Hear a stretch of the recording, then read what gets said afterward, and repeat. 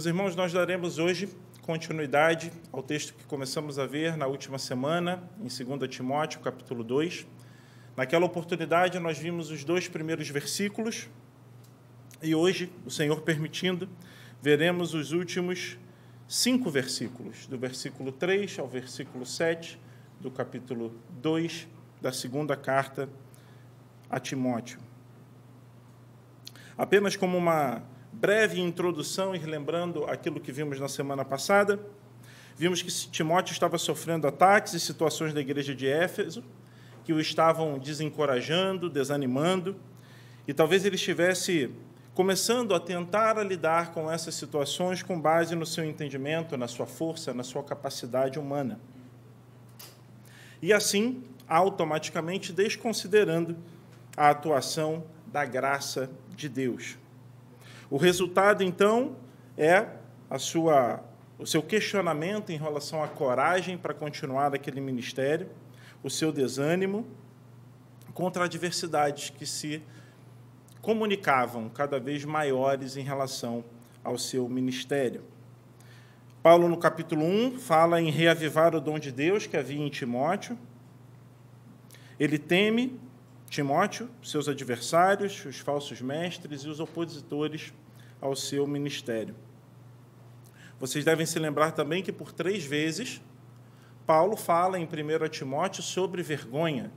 E nós vimos esses textos na semana passada, pois este parece ser o sentimento de Timóteo em relação ao Evangelho. Parece que Timóteo estava deixando de se apegar à verdade, à verdadeira fé, aquela fé sem fingimento, que Paulo, inclusive, declara que habitava em seu filho amado.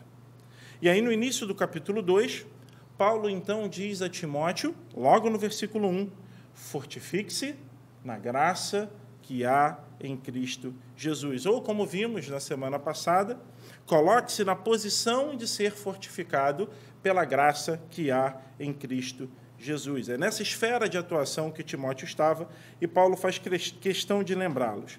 E essa mesma graça, que é a graça que nos concede o perdão dos nossos pecados, é a graça que concederia a Timóteo o poder necessário para que ele caminhasse em seu ministério. Pastorear a igreja em Éfeso não era um ministério glamouroso, certamente. Havia, como vimos, oposição, o ministério era difícil. Os falsos ensinos eram uma oposição clara ao ensino bíblico, à doutrina exposta por Timóteo. Timóteo também era jovem, isso traz as suas dificuldades. Paulo também sabia disso em relação às batalhas que Timóteo enfrentava. Tanto que Paulo diz a Timóteo que ele não deveria deixar os homens desprezarem a sua juventude. Paulo pontualmente foi tratando questões importantes em relação ao ministério de Timóteo. E Paulo faz questão de relembrá-lo que não seriam os seus recursos naturais, a sua capacidade humana, que o tornaria adequado para fazer o trabalho que lhe cabia. E é isso que ele trata na sua segunda epístola, como vimos, coloque-se na posição de ser fortificado. Essa força não era de Timóteo, essa força vinha de fora, essa força era a graça de Deus, era o poder que vem do Espírito Santo. E esse poder opera em nós. Eu separei aqui 3 versículos que nos ajudam a entender essa questão como uma introdução para a mensagem de hoje. Atos 1:8, mas vocês receberão poder ao descer sobre vocês o Espírito Santo, e serão minhas testemunhas tanto em Jerusalém como em toda a Judéia e Samaria até os confins da terra. Lucas 24:49, eis que envio sobre vocês a promessa de meu Pai. Permaneçam, pois, na cidade até que vocês sejam revestidos do poder que vem do alto. Ora, aquele que é poderoso, Efésios 3:20, ora, aquele que é poderoso para fazer infinitamente mais do que tudo que pedimos ou pensamos, conforme o seu poder que opera em nós. Timóteo está onde muitos de nós podemos nos encontrar, talvez hoje. Cansados, fracos, desiludidos, decepcionados. E assim como Timóteo, nós precisamos, então, ser lembrados de onde estamos e em quem nós cremos. E essa é uma exortação bastante comum nas Escrituras. Vamos fazer aqui um breve parêntese e nos lembrar de 3 situações em que outros homens nas Escrituras também precisaram de fortalecimento e entender como era ou como seria a sua caminhada. Vocês lembram-se de Josué? Josué recebeu uma missão que não era nada simples. Ele seria o sucessor de Moisés. Ele seria o sucessor de Moisés e conduziria o povo na conquista da terra prometida. E então, o que Deus diz a Josué, logo no início do seu livro, capítulo 1, versículos 6 e 7. Seja forte e corajoso, porque você fará este povo herdar a terra que, sob o juramento, prometi dar a seus pais. No versículo 7, ele reforça: tão somente seja forte e muito corajoso, para que você tenha o cuidado de fazer segundo toda a lei que o meu servo Moisés lhe ordenou. Não se desvie dela nem para a direita nem para a esquerda, para que seja bem-sucedido onde quer que você andar. Davi também usa palavras semelhantes quando ele se dirige a seu filho Salomão, que ainda era bastante jovem na oportunidade, falando sobre o templo que seria edificado. Ele diz assim, lá em 1 Crônicas, capítulo 22, então você prosperará se tiver o cuidado de cumprir os estatutos e os juízos que o Senhor ordenou a Moisés a respeito de Israel. Seja forte e corajoso, não tenha medo, nem fique assustado.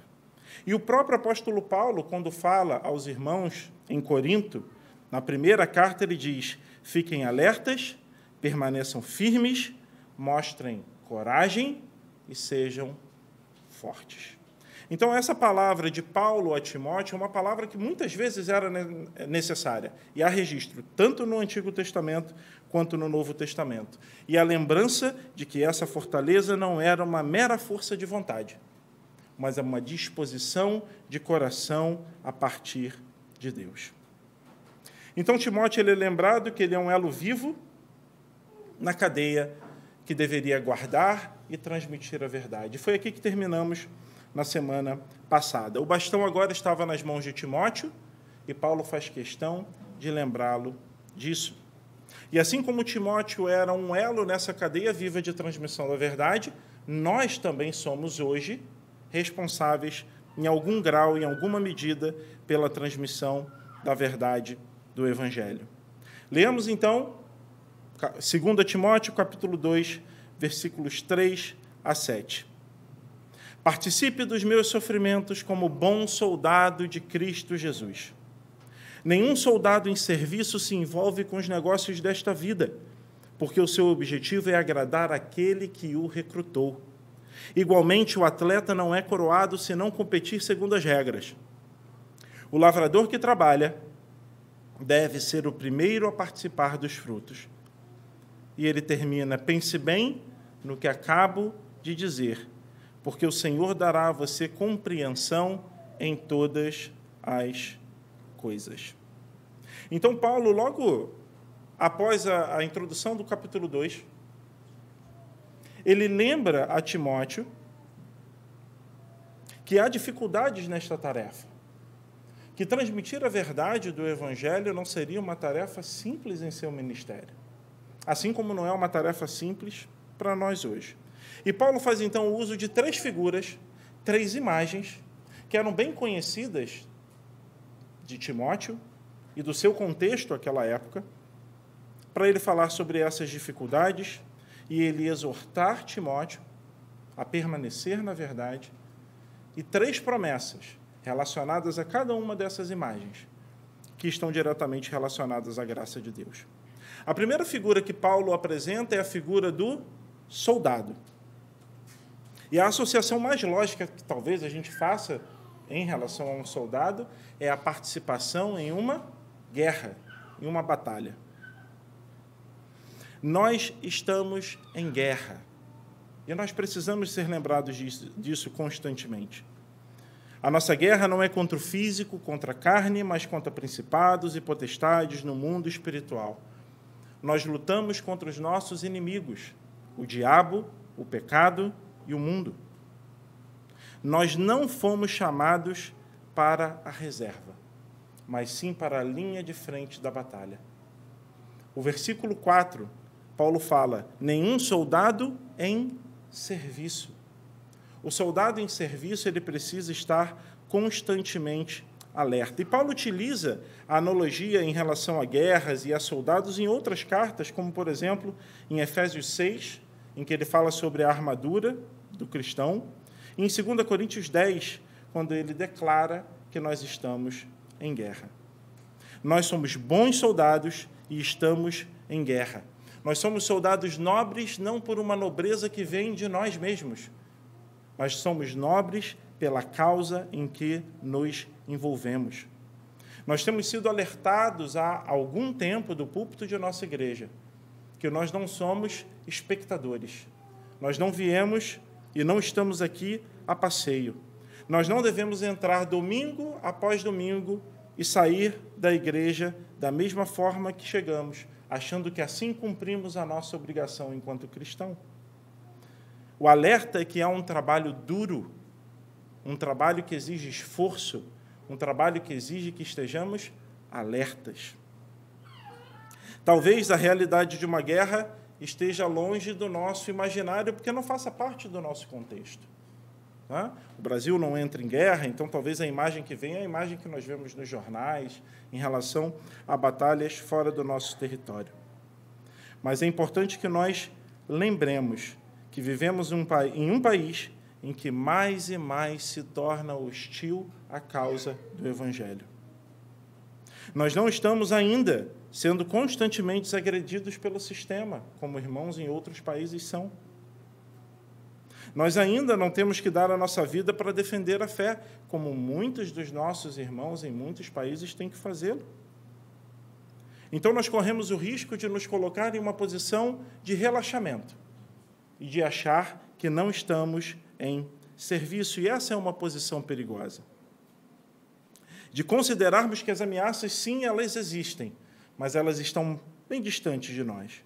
A guerra seria só mais um dos cenários possíveis dentro de tantos outros que nós vivemos. E assim, corremos o risco de achar que não estamos em guerra, mas nós estamos em guerra, irmãos.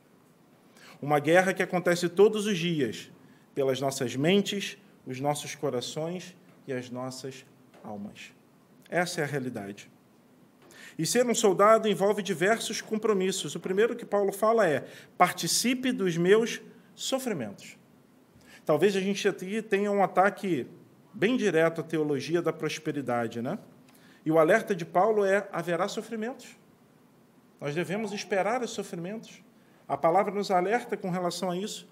Todos nós, na causa de Cristo, teremos a nossa cota de sofrimentos. Essa é a verdade.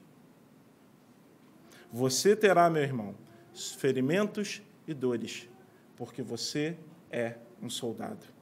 É assim que é na guerra, e você precisa entender essa realidade. Nós sabemos que há muitos líderes hoje que ocupam lugares de destaque na internet, nas televisões, e que transmitem a falsa ideia de que quando você se torna um cristão, tudo então fica perfeito, e você fica livre de todos os seus problemas. Que tudo que você precisa fazer e que tudo que Cristo quer é que você entregue a sua vida a Ele, e Ele então vai tirar toda a sua ansiedade, toda a sua dificuldade, todo o julgamento que há sobre você. Mas o alerta que temos para nós nesta manhã é que nós devemos nos manter alertas, porque nós somos soldados em serviço. A mensagem não é: pare de sofrer. Não é essa a mensagem. A mensagem é: participe dos meus sofrimentos. Reconheça que você está em uma guerra. Todos nós enfrentaremos dores e dificuldades simplesmente pelo fato de estarmos alistados como soldados.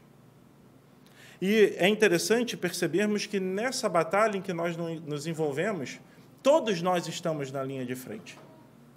Todos nós seremos confrontados, se quisermos, de fato, vivermos uma vida piedosa diante do nosso Senhor.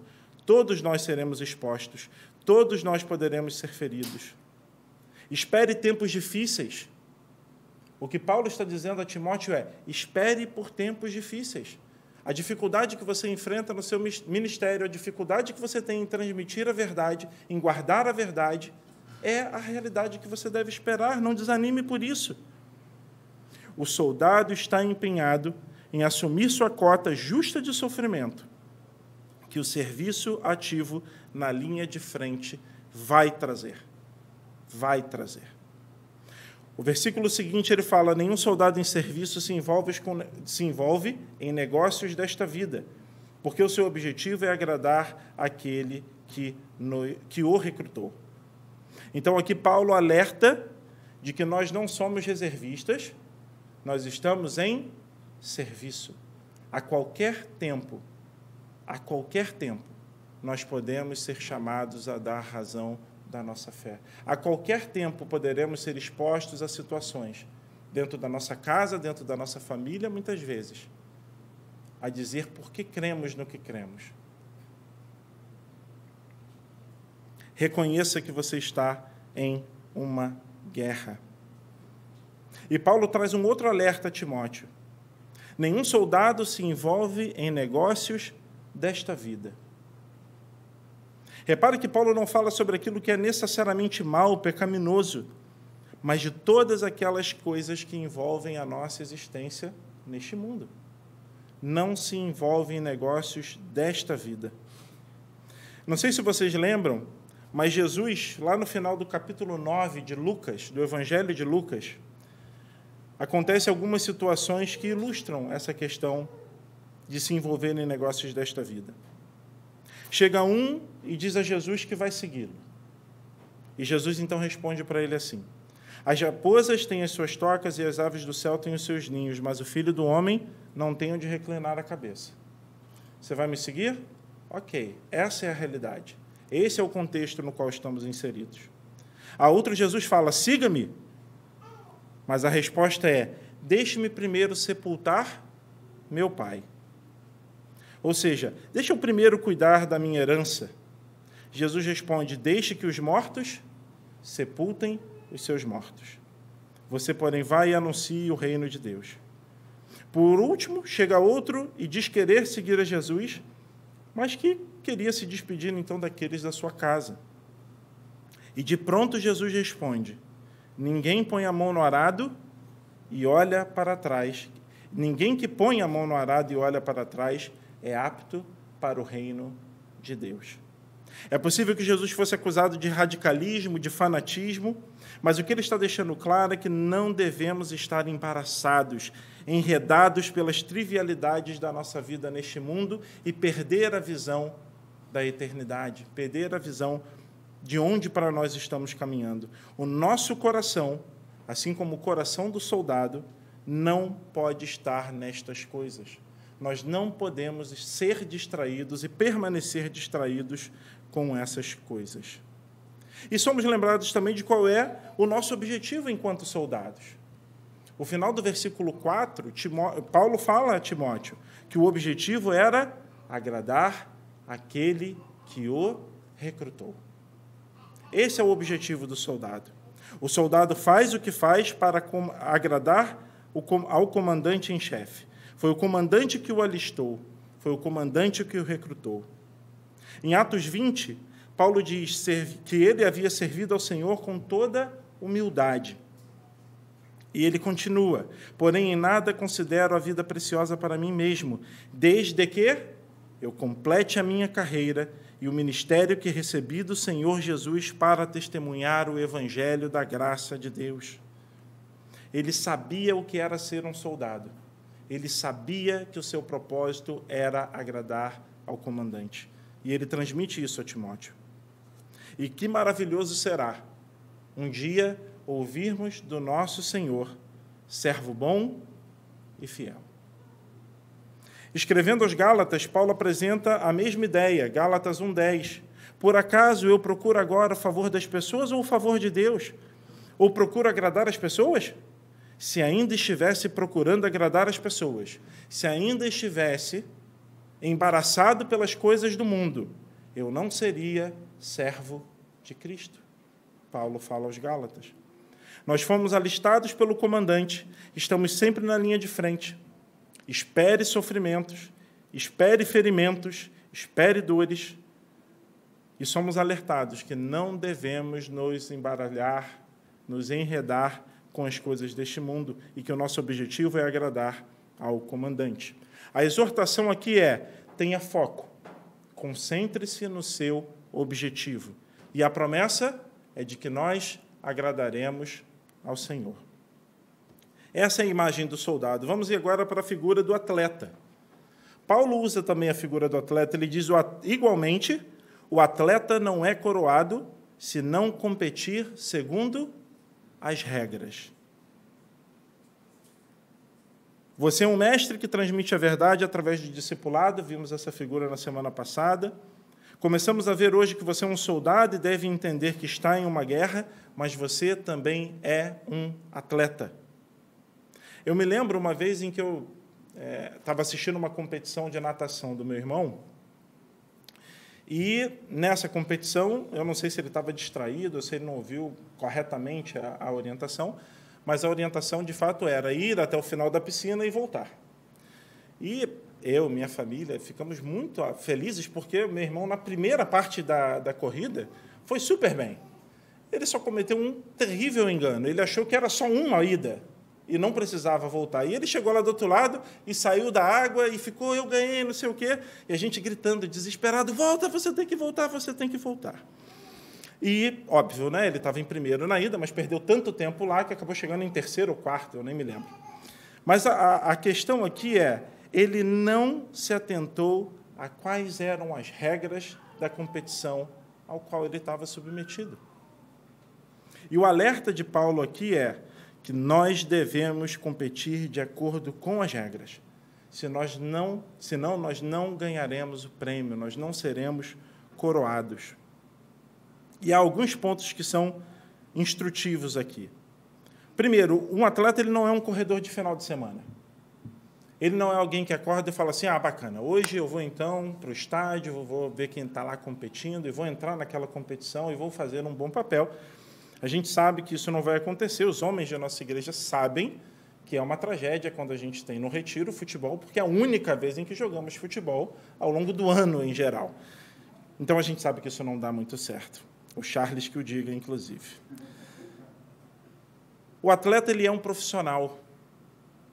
O atleta ele sabe o que ele tem que fazer. O atleta sabe o esforço que ele deve fazer para se preparar para aquela competição. O atleta sabe disso tudo. O atleta sabe que ele tem que ser disciplinado durante aquele período, se ele tem algum objetivo de fato de competir para vencer. Ele sabe que ele tem que se esforçar.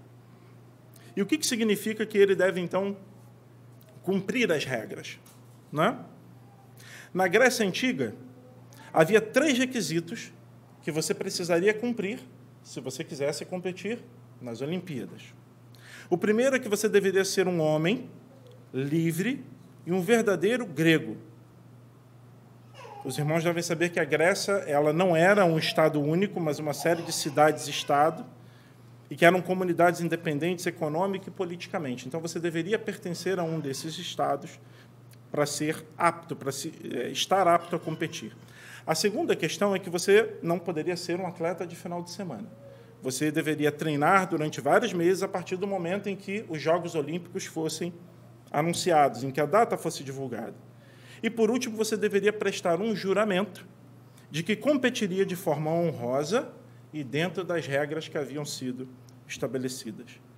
E essas regras de nascimento, de treinamento, de competição, precisavam ser cumpridas pelo atleta, se ele quisesse, de fato, competir nas Olimpíadas. E o que aconteceria se ele descumprisse essas regras? E descobrisse, então, que ele era um impostor no meio daquela competição?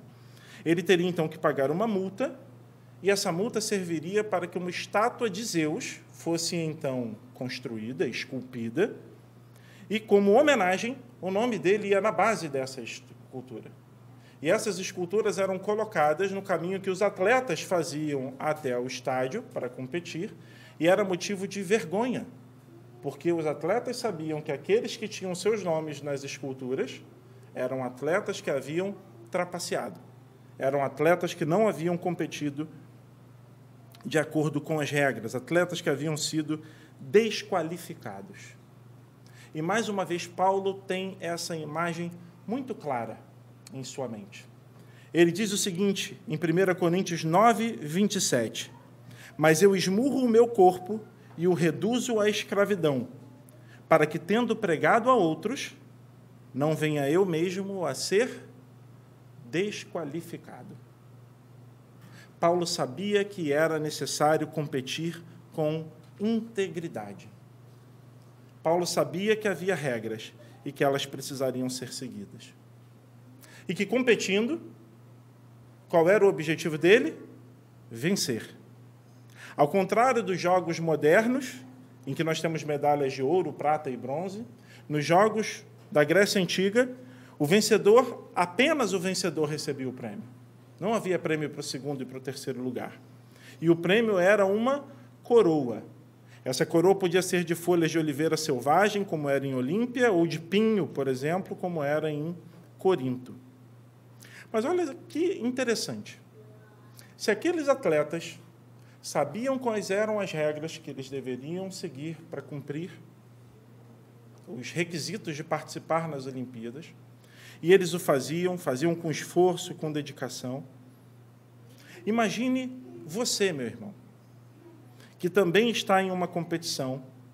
Essa imagem do atleta vale para você, só que no final, você não vai receber uma coroa que se perde, que se estraga. Você receberá uma coroa que é incorruptível. Deixe-me fazer essa imagem mais clara da coroa para vocês. 1 Coríntios 9, 25. Todo atleta em tudo se domina. Aqueles para alcançar uma coroa corruptível, nós, porém, a incorruptível. Tiago 1,12, bem-aventurado é aquele que suporta com perseverança a provação, porque depois de ter sido aprovado, receberá a coroa da vida, a qual o Senhor prometeu aos que o amam. E 2 Timóteo 4,8, já Paulo se despedindo em sua carta, sua última carta, ele escreve, desde agora me está guardada a coroa da justiça, que o Senhor, reto juiz, me dará naquele dia. E olha que maravilha, e não somente a mim, mas também a todos os que amam a sua vinda. Atender às regras para competir nos jogos dizia muito sobre a integridade do atleta. E ser um atleta exige abnegação, trabalho duro, grande esforço por bastante tempo esperando a competição chegar e vontade de vencer para receber a recompensa, a promessa que te foi feita.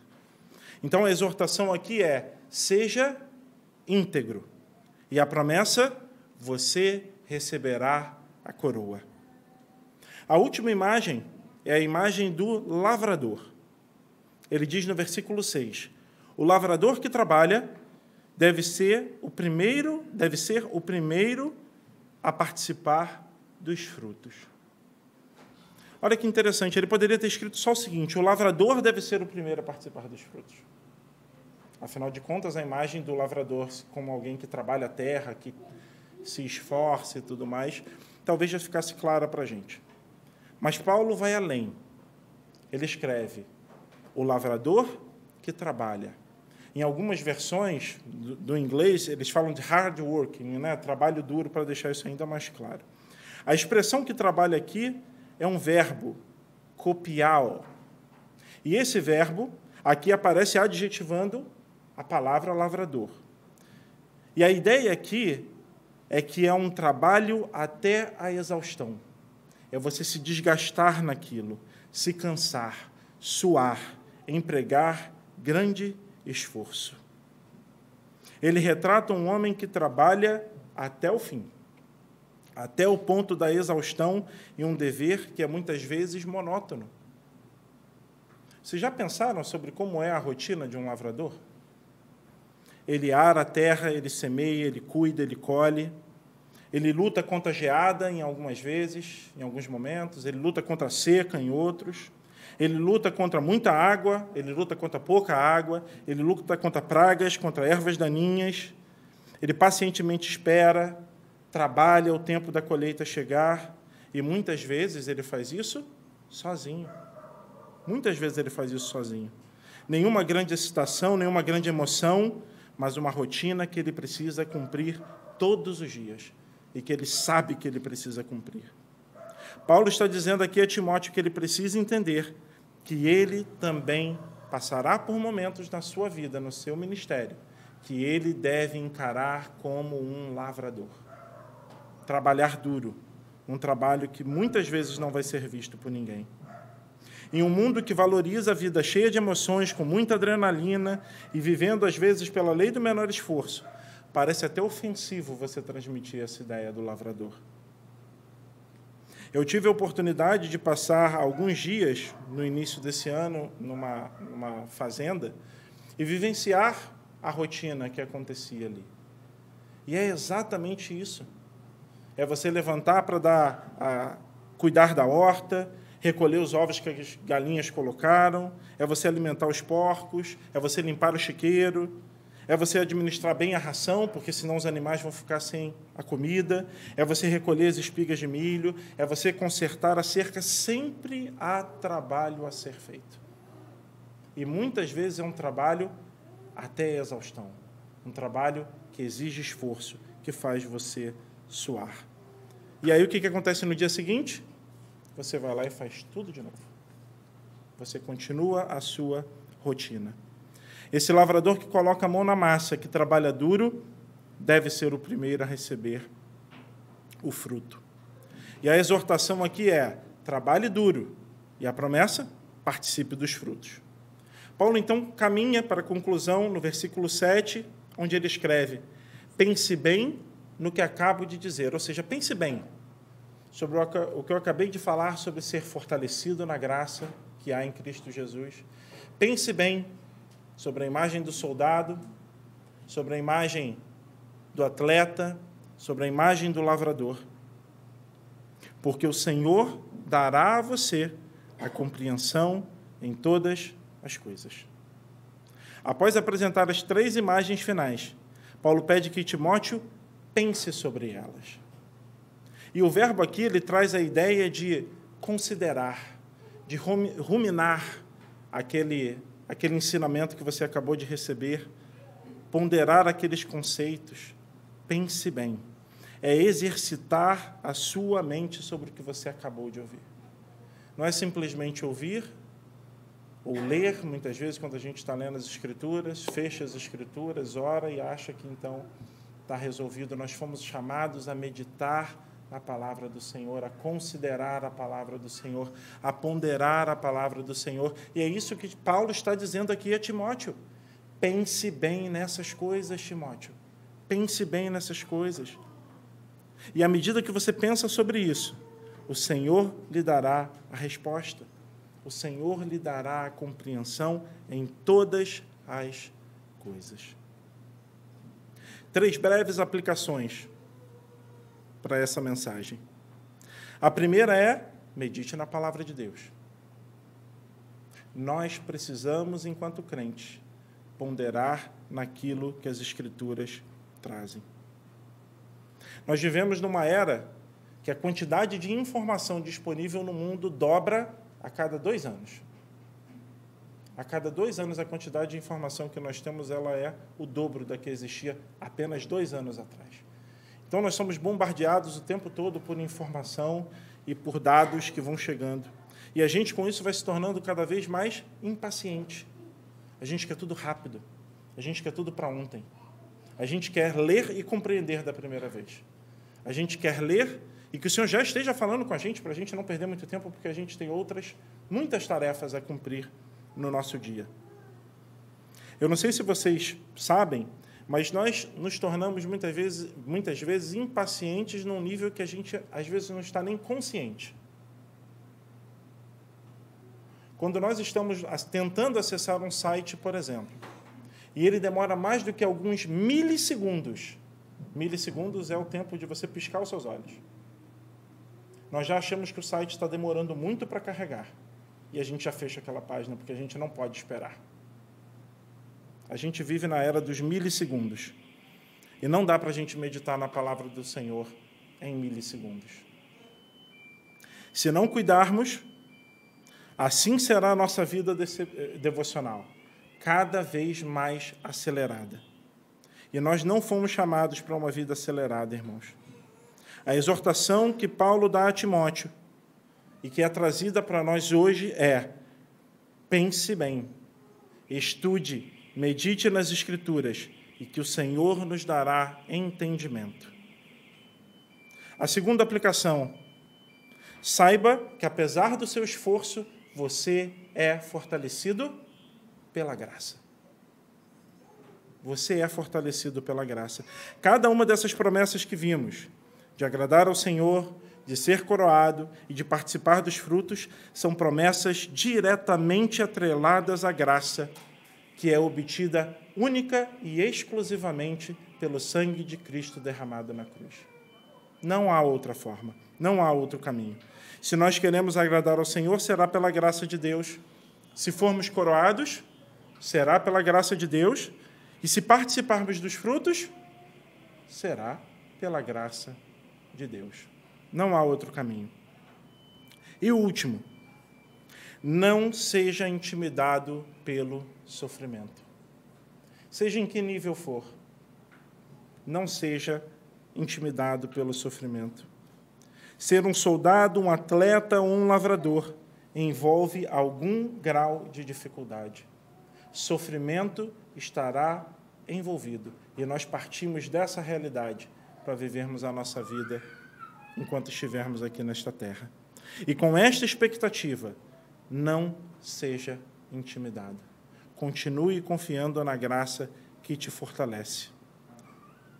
Que o Senhor nos abençoe. Vamos orar.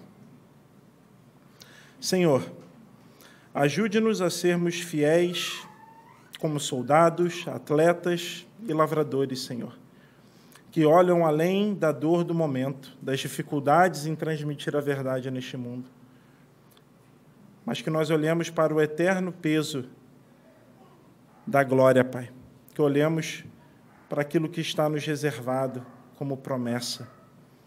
Dê-nos essa perspectiva eterna, Senhor. Nosso modelo é o Senhor Jesus, que serviu como mestre supremo, o maior soldado que nunca perdeu uma batalha e que destruiu completamente o inimigo. O atleta mais verdadeiro que correu a corrida de forma íntegra e o verdadeiro lavrador que renunciou a tudo para cuidar daquilo que o Pai lhe havia confiado. Que possamos ser como ele. Em nome de Jesus oramos. Amém.